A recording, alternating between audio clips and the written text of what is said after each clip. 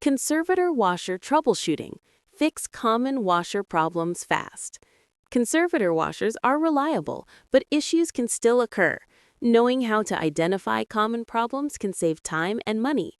Here are 2 frequent issues and their solutions. Unusual noises. Hearing unusual noises from your washer can be alarming. These noises often indicate specific problems. Here are some possible causes. Rattling or banging. Check if the washer is level and stable. Grinding or squeaking. Inspect the drum bearings or motor belt. Thumping. Ensure the load is balanced inside the drum. If the problem persists, it may be best to consult a professional technician. Water leaks. Water leaks can cause significant damage if not addressed quickly. Common sources of leaks include door seal. Inspect for any tears or wear. Hoses. Check for any cracks or loose connections. Water pump. Ensure it is not damaged or blocked. Use a dry cloth to wipe around these areas. Look for moisture or drips.